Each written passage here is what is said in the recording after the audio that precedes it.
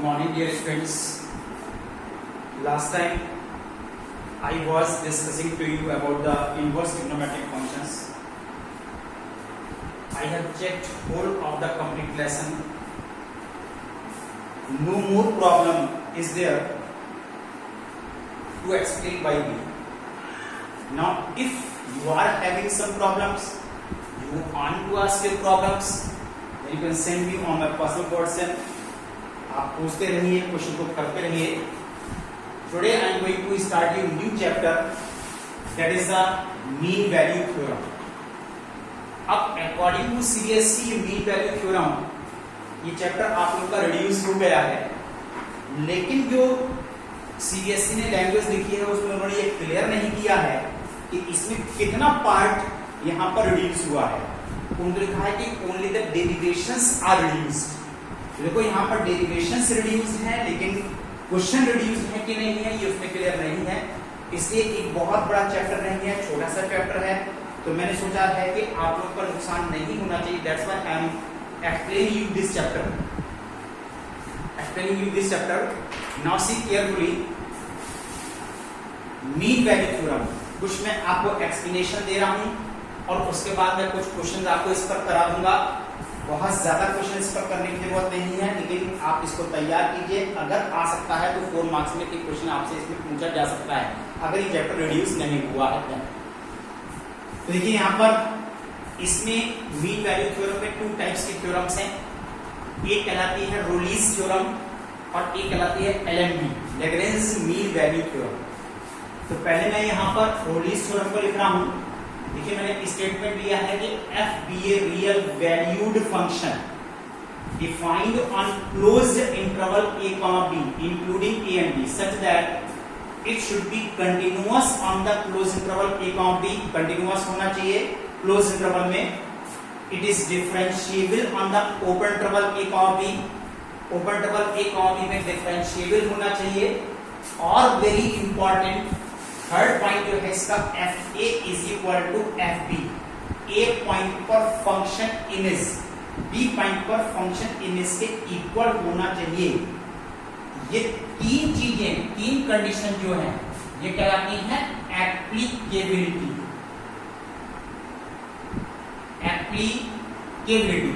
अगर ये 3 condition satisfied होती है तो थ्योरम एप्लीकेबल होती है. उसके बाद इस थ्योरम को आप वेरीफाई भी कर सकते हैं. वेरीफाई के लिए then there exist a real value c which belongs to open interval a comma b. एक वैल्यू सी ऐसी है जो open interval a comma b को बिलोंग करती है सच दैट, और इस सी पॉइंट पर एफ डैश सी पॉइंट पर इस फंक्शन का derivative should be equal to 0. वो 0 होना चाहिए. और डेरिवेटिव बोला जाता है स्लोप के लिए, यानी सी पॉइंट पर फंक्शन की स्लोप 0 होना चाहिए. 0 स्लोप कब हो सकती है? 0 तब हो सकती है कि इस सी पॉइंट पर ड्रॉ की गई tangent parallel to x axis होना चाहिए. तो कहा जाता है कि वहां पर स्लोप 0 होगी. ये देखिए मैंने एक फिगर यहां पर ड्रॉ की है. This is the a point, this is the b point. A point, इस पॉइंट के कोऑर्डिनेट्स एक्स एक्सिस पर a, 0 है.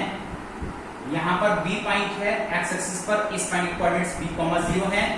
तो b पॉइंट के कोऑर्डिनेट्स b, fb, क्योंकि ये कर्व जो है ये y is equal to fx है. तो इस b पॉइंट के कोऑर्डिनेट्स b, fb है और a पॉइंट के कोऑर्डिनेट्स a, fa है. इसका मतलब यह है कि a पॉइंट पर फंक्शन इमेज fa है और b पॉइंट पर फंक्शन इमेज fb है. According to this theorem fa is equal to fb, यानी fa और fb की वैल्यू आपस में इक्वल होना चाहिए. देखिए यहाँ पर ये फंक्शन इमेज y एक्सिस पर शो हो रही है. fa is equal to fb है. ये कहते हैं अगर ये एप्लीकेबल है तो इस a एंड b के ओपन इंटरवल में excluding a and b there should be a point C जिस पर ड्रॉ की गई tangent parallel to x axis.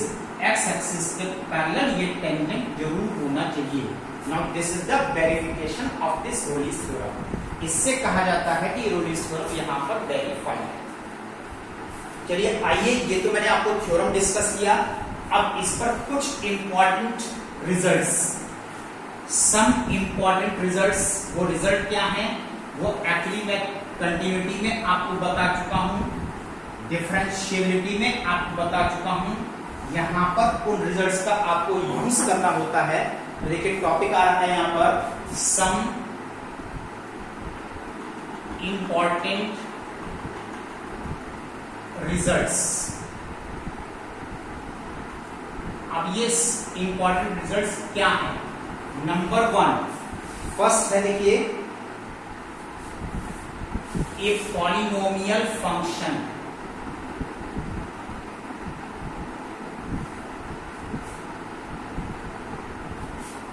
is everywhere continuous and differentiable। First result. Second result है the exponential function, the exponential function sine, cosine, sine cosine functions are everywhere continuous and differentiable।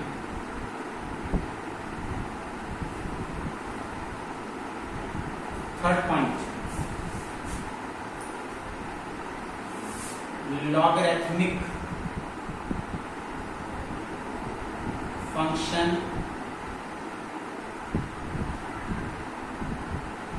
is continuous and differentiable in its domain। Fourth point,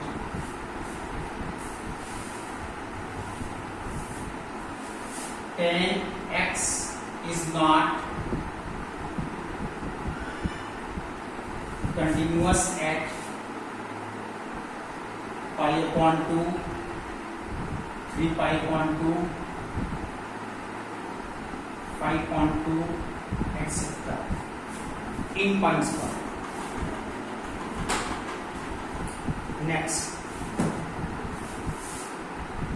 fifth point, mod x is not differentiable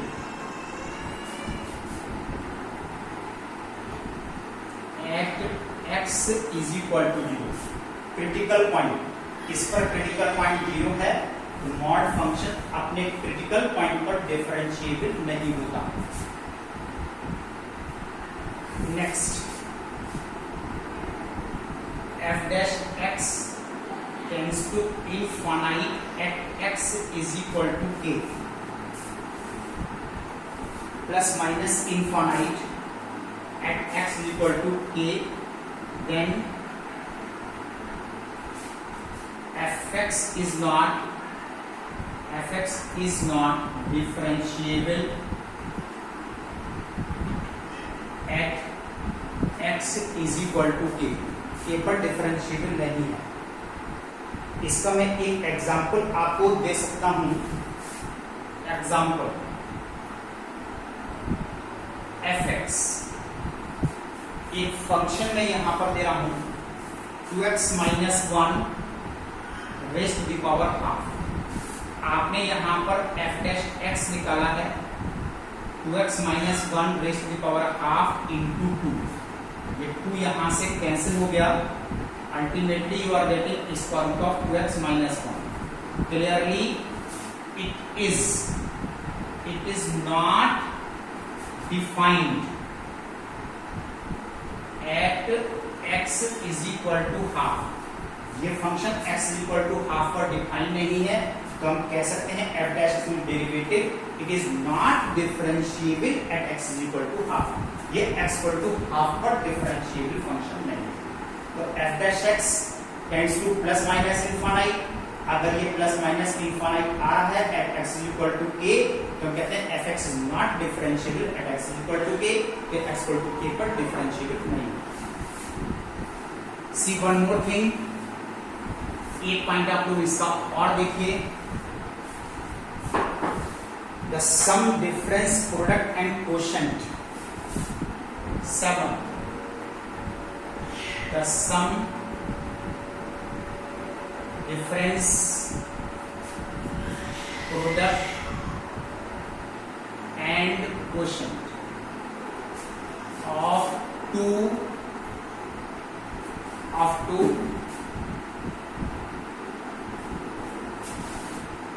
continuous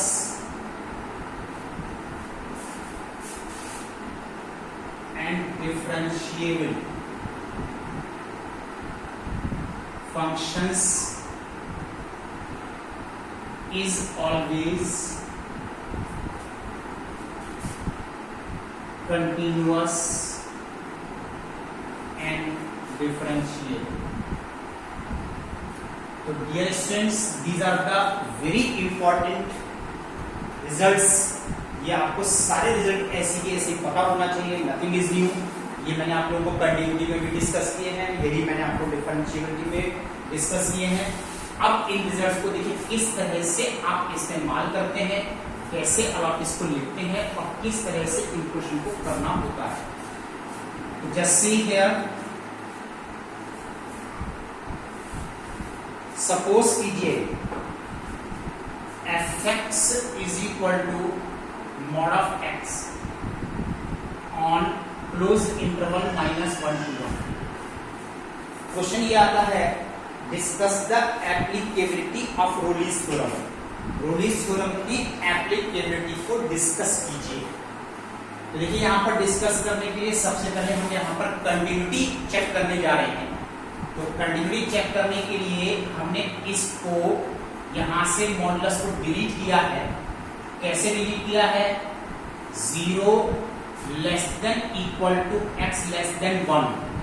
अगर x either 0 और positive है तो यहाँ पर x की value positive है, और whenever x is less than 0, क्योंकि यहाँ पर क्रिटिकल पॉइंट 0 आ रहा है, 0 से आपने इसको ब्रेक किया है, x लेस देन 0, तो यहाँ पर इसकी वैल्यू नेगेटिव है। तो चलिए आइए सबसे पहले हम कंटिन्यूटी देखते हैं। Case 1, if 0 less then x less than 1, इसने 0 को इंक्लूड नहीं किया, then fx equal to x being a polynomial function, it is everywhere continuous, therefore fx is equal to x is continuous when 0 less than x less than 1। Second part, case 2, if x is less than 0, or we can say this is minus, if -1 less than x less than 0, then fx is equal to minus x being a polynomial function, it is everywhere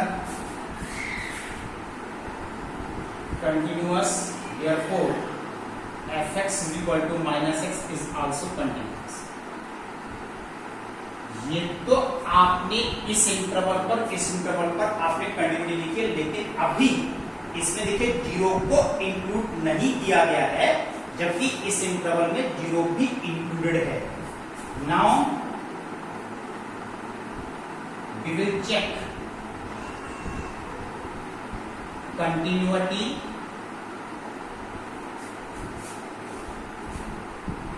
eight x is equal to 0। अब ये question आपका change हो गया है continuity पर, अब वो भी एक सिंगल पॉइंट पर। तो कंटिन्यूटी x equal to 0 पर चेक करने के लिए left hand limit of fx at x is equal to 0, limit x tends to 0 negative fx, limit x tends to 0, और देखिए 0 से less x less than 0, zero पर अगर आप देखते हो तो यहाँ पर फंक्शन माइनस एक्स हो जाता है और इसमें आपने वैल्यू यूज कर दी एक्स की, तो दिस इज माइनस जीरो और we can say this is zero. इसी तरीके से right hand limit of f x at x is equal to zero, limit x tends to zero plus f x पर function x हो गया है और इसकी वैल्यू भी जीरो है। Left hand limit right hand limit आपस में इक्वल है और x is equal to zero इसमें इंक्लूड है x is equal to zero, zero पर फंक्शन इमेज, जीरो पर फंक्शन इमेज भी आपको निकालना है और उसकी वैल्यू भी जीरो है। और जब ये तीनों की वैल्यू आपस में इक्वल है तो कहा जाता है कि फंक्शन जो है ये कंटिन्यूअस फंक्शन है। तो एक बात तो आपकी हो गई कि फंक्शन कंटिन्यूअस फंक्शन है इन द क्लोज इंटरवल -1, 1। अब हम बात करते हैं आपसे डिफरेंशिएबिलिटी। फंक्शंस को आपने डिवाइड कर दिया है, ठीक है। अब हम इसमें डिफरेंशिएबिलिटी देखेंगे। तो डिफरेंशिएबिलिटी देखने के लिए देखिए केस यही है, f(x) being a polynomial function, it is everywhere differentiable। Polynomial function everywhere differentiable भी होता है, therefore f(x) is differentiable when 0 less than x less than 1. If -1 less than x less than 0, f(x) to -x being a polynomial function, it is everywhere differentiable। यहां से भी ये word ला करके differentiable में convert कीजिए। Now we will check differentiability.